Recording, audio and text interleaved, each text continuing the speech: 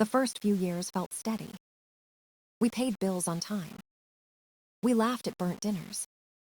We argued about paint colors. Nothing serious. I thought that was love settling into rhythm. Emily worked in marketing. She liked candles that smelled like fresh linen. She filled our calendar with dinners and trips. I filled the toolbox and the savings account. We fit like two pieces that learned each other's corners. She talked about timing. I talked about family. We both said soon, but meant different things. I kept saving in a folder called Future Kid Stuff. Crib Fund. College Starter.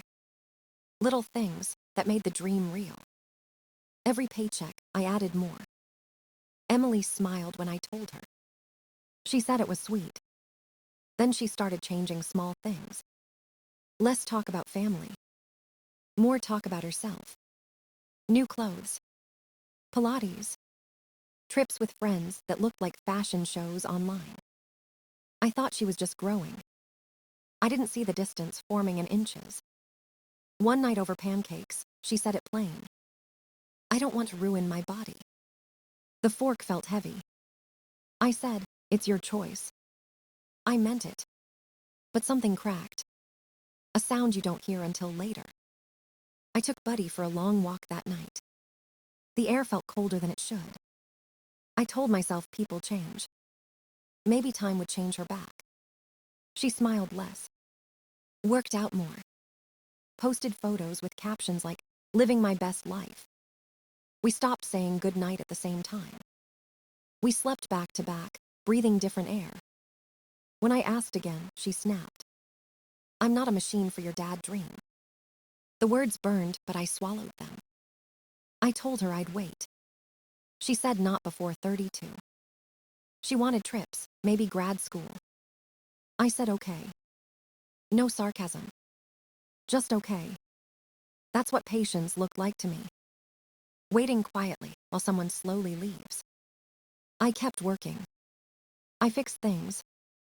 I built things. It's what I know. Every screw lined up, every bolt tightened. But there's no wrench for distance. No tool for silence. I still made breakfast on Sundays. Still called her parents. Still said, love you out of habit. Sometimes she said it back. Sometimes not. I stopped checking which. Our life looked perfect online. Filtered light, matching mugs, Sunday smiles. Underneath, we were strangers sharing a mortgage. I thought I could fix it if I just stayed steady. Be the calm one. Be the man who waits. But patience can become paralysis. And love, when it stops being returned, starts to rot quietly. I didn't know it yet, but the woman across the table wasn't my partner anymore. She was a ghost rehearsing her exit. And I was too busy believing in the future to see it happening right in front of me. It started on a Thursday. The project trip to Temple got canceled. Permit issue. I came home early. No warning. I thought maybe I'd surprise her. Flowers, maybe donuts. Something small. The driveway was quiet. Buddy barked once, then wagged his tail. I slipped inside, shoes still on. The house smelled like lemon cleaner. Too clean. I heard her voice down the hall. Soft, careful, like she didn't want to be heard. Then the words. No, I won't tell him I'm pregnant. Everything stopped. My chest forgot how to move. I stood there holding a grocery bag, like proof of a normal life. She turned the corner and froze. Eyes wide. Face pale. We stared at each other too long. Then she smiled, too quick. Said, surprise. I hugged her. I wanted to believe. I told myself maybe I'd misheard. Maybe I was wrong. Denial feels easier when you love someone. That night I made lists. Doctor calls. Baby names. Budget sheets. It kept my hands busy while my head spun. I called our parents. Planned a dinner. Ordered a cake with tiny boots on top. I thought love was planning. Saturday came fast. Her parents arrived in boots and stiff smiles. Mine brought casseroles and joy. Emily looked sick. Kept checking her phone. Wouldn't touch the cake. I made the announcement. My mom cried. Her dad stared at the floor. Emily smiled like it hurt. Said, "We haven't decided next steps." My stomach dropped. No mother says that. I laughed too loud to fill the silence. After everyone left, she said she was tired. Went to bed early. I sat in the kitchen, staring at that stupid cake. Half cut. Cold. Congratulations, scraped into the trash. A week later, she said, she needed to visit her friend in San Antonio. I asked if she felt okay to travel. She rolled her eyes. "I'm fine." She packed light. Too light. No vitamins. No maternity clothes. 6 days. Barely texted. Busy helping Jenny. I tried not to check my phone every hour. Tried not to open the shared iPad. Failed. We had the same Apple ID. One message thread. No name. Just a number. He doesn't know, we'll keep it that way. Then another. After this clean break. My hands went cold. I called her. Voicemail. 12 times. Buddy whined at the door. I walked for hours. When she came home, she washed her hands too long. Sat at the counter and said, "I had an abortion." The world tilted. I asked, "Ours?" She said, "Mine."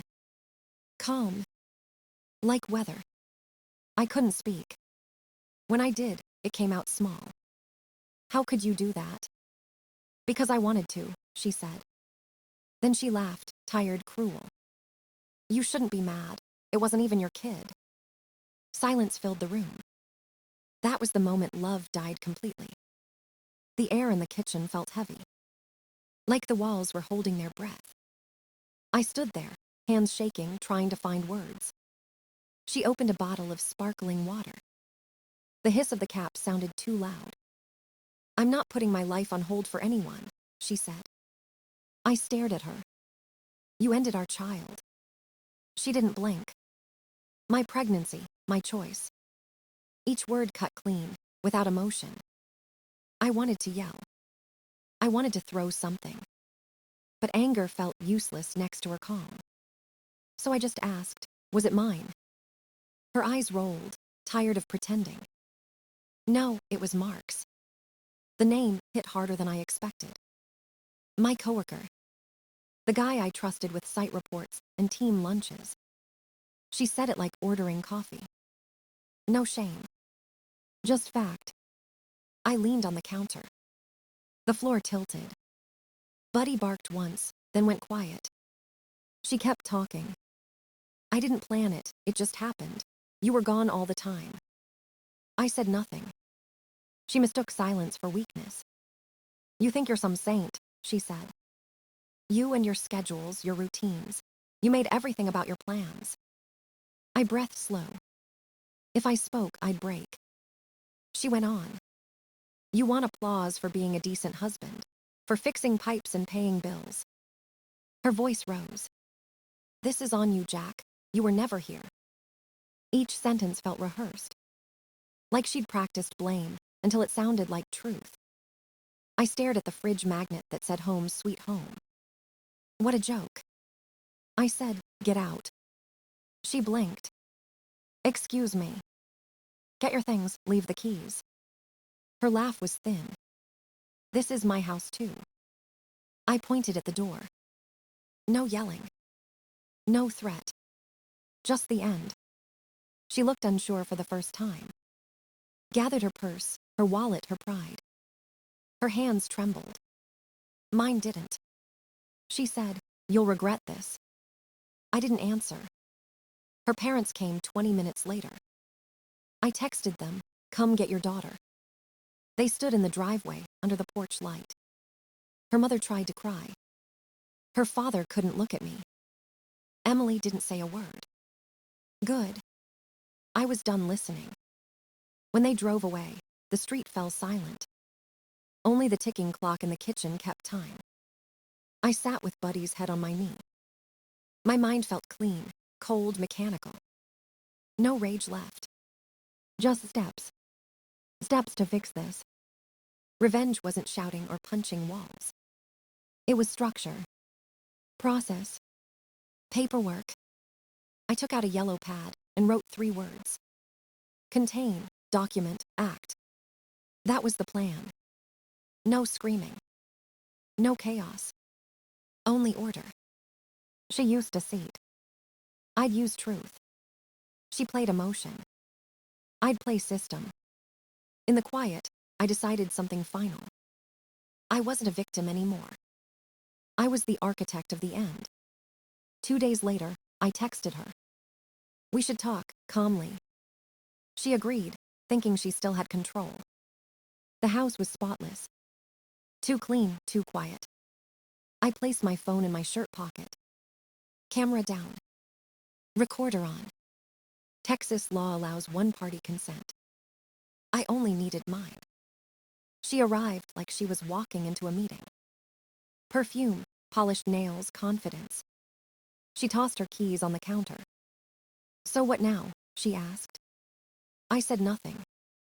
Silence makes people nervous. She filled it fast. Fine, you want honesty. I cheated with Mark. I nodded once. She smiled like confession was power. How long? I asked.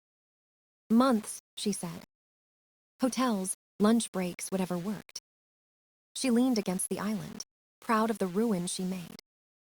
Paid with what? I asked. She tapped her manicured nail. Sometimes my card, sometimes ours, sometimes corporate. I memorized the order. Joint account. Corporate fraud.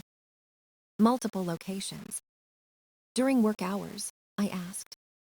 She laughed. Of course, that's when it made sense. Every word was another nail in her own coffin. His wife knows. She's not stupid, Emily said. I kept my voice level. The abortion, you told him first. She opened a sparkling water. Didn't need to. Biology did the math. I watched the bubbles rise. Each one sounded like evidence. She said, you're not going to report him. You're not that guy. I looked her in the eye. You sure about that? She smirked. You still love me. I said, thank you for your time. She frowned. For what? For confirming everything. She grabbed her keys and left. Door closed. I waited 3 seconds. Stopped the recording. Saved the file twice. Labeled it confession, EMILY MP4. Then I opened my laptop. Filed for divorce. Dallas County. Exclusive use of home and pet. Fraud on the community. My attorney called me that night. You did your homework, she said. I sent her the transcript and receipts. She called it trial ready.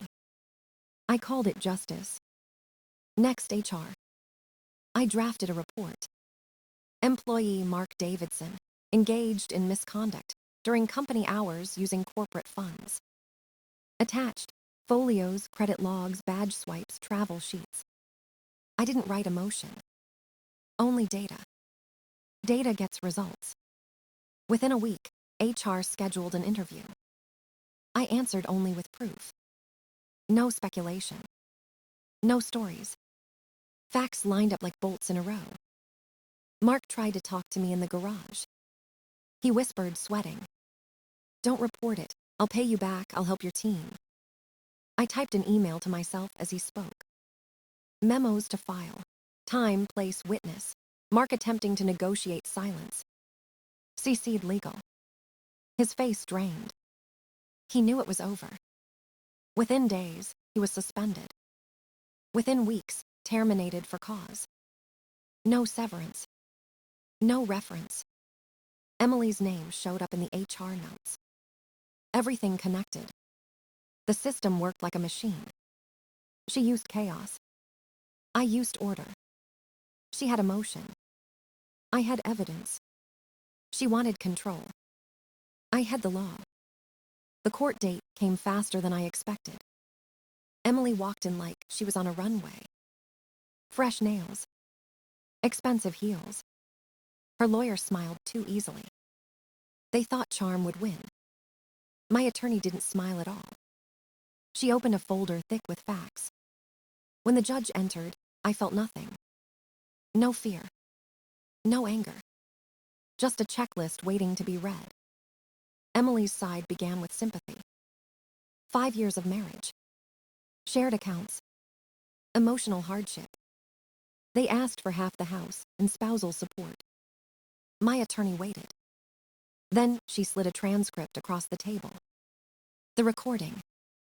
Emily's own voice. Every confession spelled out. The judge listened in silence. My attorney handed over the exhibits. Credit statements. Hotel folios. Work logs. The evidence told the story better than I ever could. Fraud on the community. Infidelity. Abuse of joint funds. When it ended, the judge leaned back. House and pet to Mr. Miller. Maintenance denied. Emily blinked like she hadn't heard right. Her lawyer asked for reconsideration. Denied. The gavel hit wood. Final. After court, she tried to talk to me. I can explain, she whispered. I walked past her. Explanations are for people who still care. I didn't. Mark tried again too. Cornered me in the parking lot. His shirt was wrinkled, his voice shaking. We can settle this quietly, he said. I just looked at him. He offered money. Projects. Even fake apologies. I sent another memo to HR. Employee, tempted interference post-investigation. He was done. A week later, company-wide email. Mark Davidson is no longer with the organization. Polite words for professional debt. His wife filed for divorce 2 days after. I mailed her a certified envelope. Proof. Receipts. She replied once, thank you. I didn't answer. Emily tried to fight the settlement. Filed motion after motion. Each time, the answer was the same. Denied. The system was airtight. Numbers don't lie. She started posting online. Quotes about healing and forgiveness.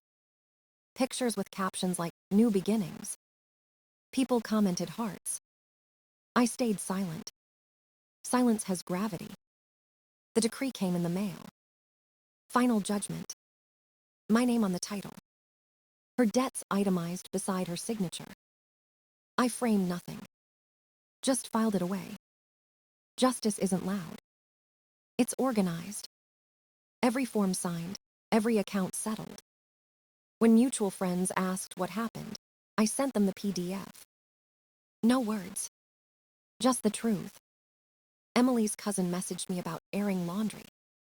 I replied with a screenshot of her admission and the court ruling. No more messages after that.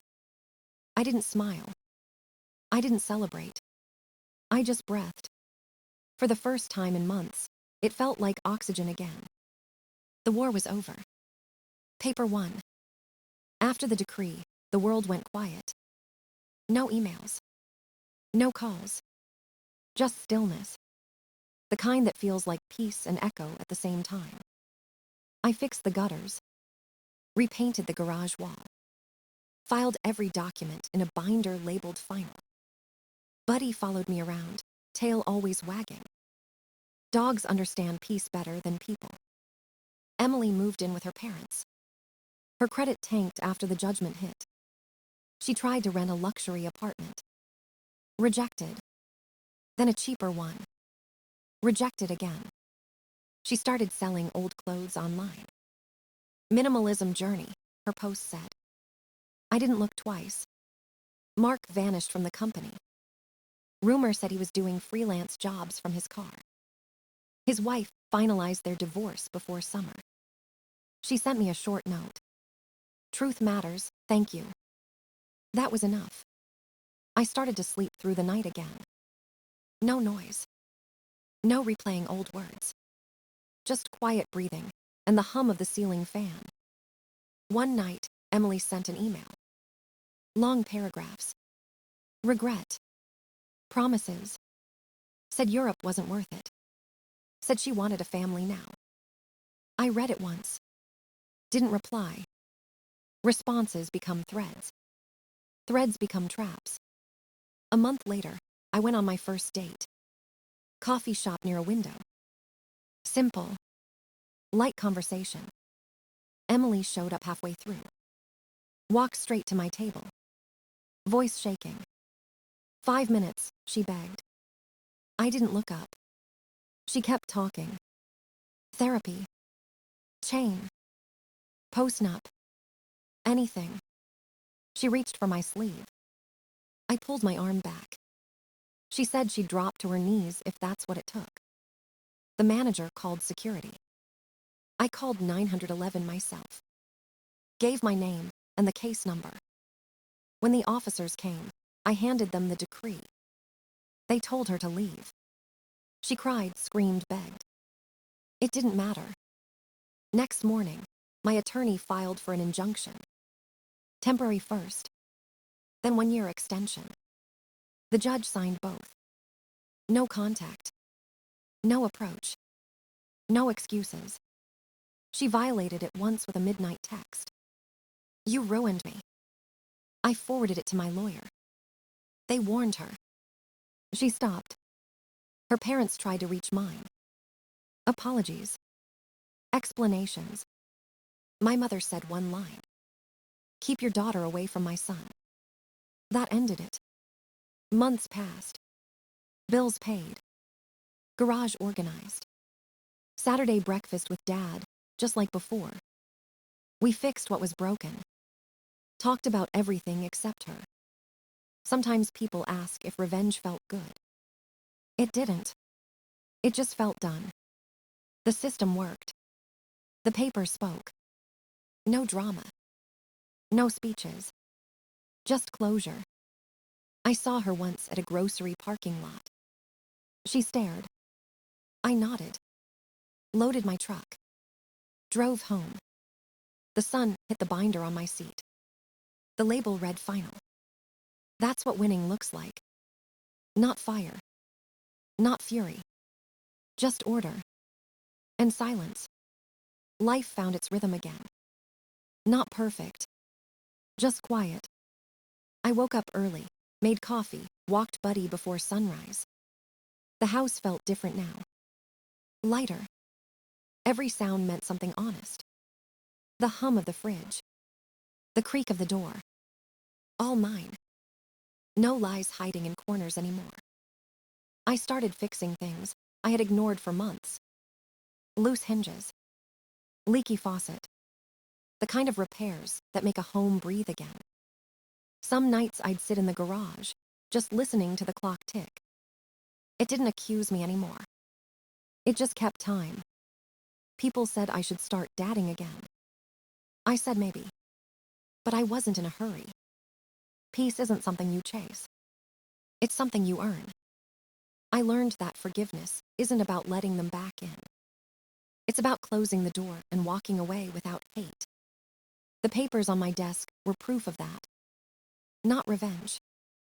Resolution. The system worked. Truth stayed solid. Love failed, but dignity didn't. When people ask how it ended, I say one thing. It didn't end. It settled. And sometimes, that's better than happy ever after.